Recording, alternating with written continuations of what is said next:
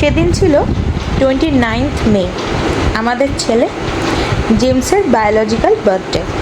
মানে সেদিনই ও পৃথিবীতে এসেছিল আর কি। যদিও ছোট্ট জেমস আমাদের বাড়িতে এসেছিল 7th জুলাই, তাই জেমসের হোমকামিং ডে সেই দিনটাকেই আমরা আমাদের ছোট্ট জেমসের বার্থডে হিসেবে মানতে চাই। যাই হোক, তাও আমাদের ছোট্ট মাটাকে তো ওর বায়োলজিক্যাল বার্থডেতেও কিছু একটা স্পেশাল রান্নাবান্না করে দেওয়া উচিত।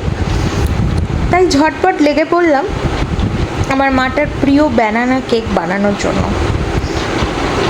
ওকে আমি সাধারণত বাড়িতেই সুগার ফ্রি কেক বানিয়ে দিই, আর ও সেটা খুব ভালোবেসে খায়।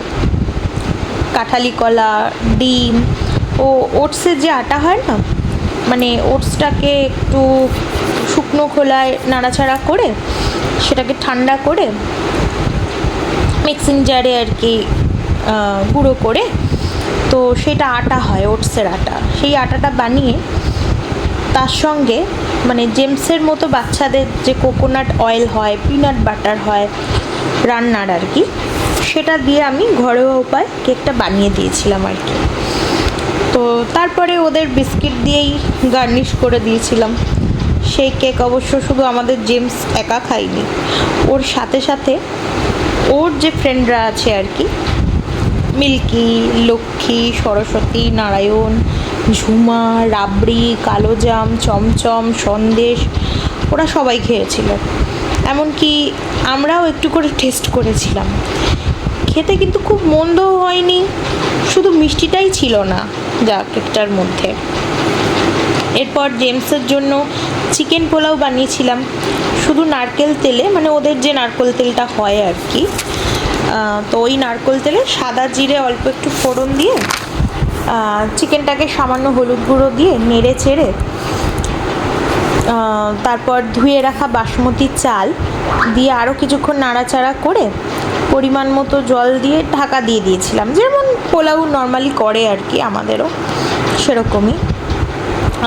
তো তো ঢাকা দেওয়ার কিছুক্ষণ পরে আর কি জেমস বাবুর চিকেন পোলাও তৈরি আর কি, স্পেশাল। এরপর জেমস বাবুর জন্য টেবিল সাজানোর পালা ছিল। জেমসের special chicken pulao, banana cake, টক দই, সুগার ফ্রি মিষ্টি, ভ্যানিলা আইসক্রিম, আমটা খুব ভালোবাসে আমাদের জেমস বাবু, তো অল্পই দেওয়া হয়, সামান্যই দেওয়া হয়, একবারে দিই না। সাজানোর জন্য একটু বেশি হয়তো রাখা ছিল, কিন্তু ওকে অ্যাট এ টাইম ওরমভাবে এতটা দেওয়া হয় না, যেহেতু আমিও তো একটু মিষ্টি থাকে।